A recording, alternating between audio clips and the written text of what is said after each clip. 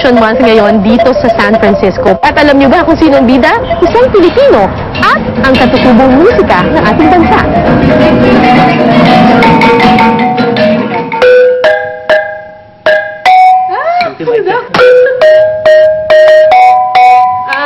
Okay.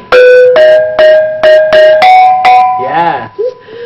Mula po dito sa San Francisco, California, ako po si Karen David at ito po ang OFW Diaries at mga kwentong overseas.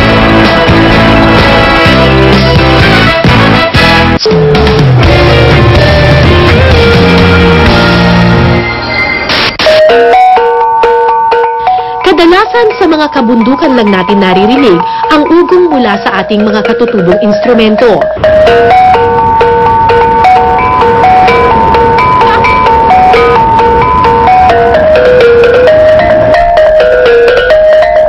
Tila hindi nababagay ang musikang ito sa isang modernong syudad tulad ng San Francisco. Jazz Appreciation Month ngayon dito sa San Francisco. Pag sinabing jazz music, anong unang pumapasok sa isip natin? American music, di ba? Pero hindi natin alam, ang origin pala ng jazz music ay American music combined with indigenous music or katutubong musika. Dito sa San Francisco Public Library, meron ngayong event na pagpupugay sa jazz music at alam niyo ba kung sino ang bida? Isang Pilipino at ang katutubong musika ng ating bansa.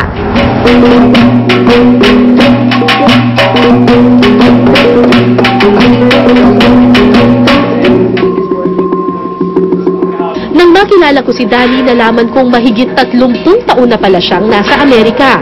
Noong dekada 70, inimbitahan siya ng University of Washington para magturo ng traditional music galing Maguindanao. Pumayag ako kasi sabi ko, it's my opportunity to come to go to America. An honor to... An honor to be asked to teach a music na karamihan sa Pilipino hindi rin man ang kilala. Kulintang master musician ang turing kay Danny Calanduyan. Matagal na siyang kilala dito sa Amerika dahil sa kanyang galing sa kulintang. Katunayan, pinarangalan pa siya ni Hillary Clinton ng National Heritage Fellowship Award noong 1995. Ayon kay Danny, masarap tumugtog sa banyagang entablado, pero wala pa rin daw katumbas ang tumugtog para sa kapwa Pilipino. Ang problema, tila binabaliwala na ang katutubong instrumento sa sarili nating bansa.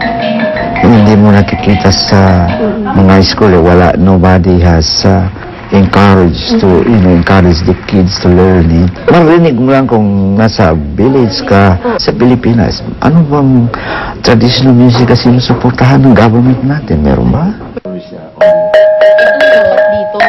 Ipinakita sa akin ni Danny kung paano gamitin ang kulintang. Mga ibang tao iniisip parang yung kulintang parang pumupok-pok-pok lang naman yung mga tao. Akala madali lang siya, pero hindi siya madali kasi kailangan very precise yung dapat sa gitna mo lang siya talaga ihihit para tamang-tama yung sound niya. Sinubukan rin akong turuan ng isa sa kanyang mga estudyante, ang Filipino-American na si Ron Quesada.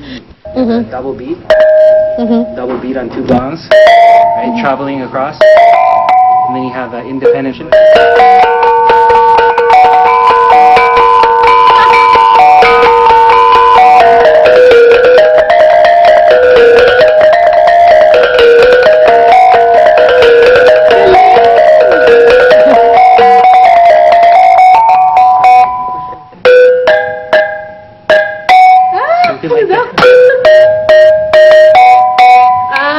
Okay.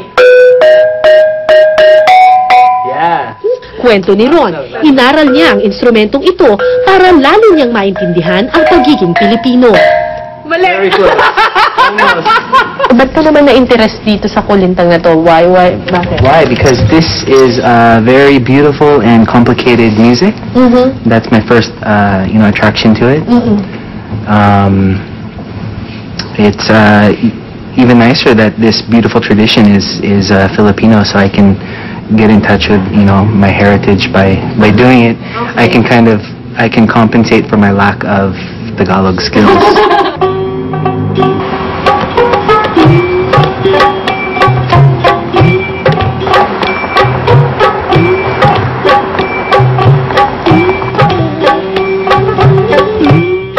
Tulad ni Ron, naranasan din ni Alleluia ang paghahanap ng identidad bilang isang Pilipino sa banyagang lupa. There's always like different experiences, you know. There are Filipinos that's trying to be white, trying to be some other thing, you know. So there's a lot of confusion. Ayaw na niya itong maranasan ng iba pa, kaya itinayo ni Alleluia ang Kulintang Arts o Kularts, isang grupong nagbabahagi ng kulturang Pilipino sa mga estudyanteng Filipino-American. Mula Pilipinas, dinadala niya mga katutubong sayaw, teatro at instrumento sa San Francisco. It's really about, do you recognize some of the things that you remember say, you know, Filipino humor. And the thing is that I really want to reiterate to the Philippine audience, no? That there are treasures, amazing treasures in our country na tayo hindi natin binubulat lang.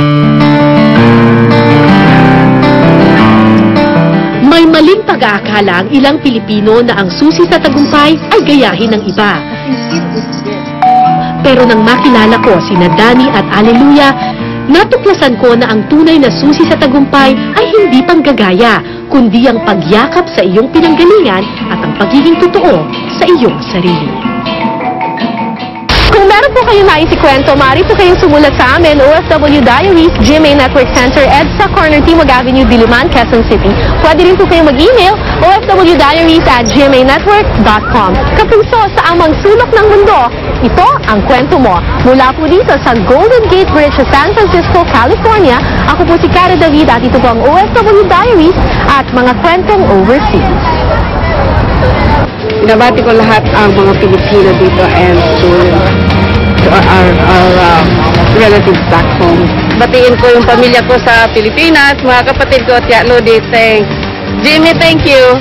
Hello, binabati namin ang kamag-anak namin sa Philippines, Bulacan. Thank you, Jimmy Caputo. Salamat.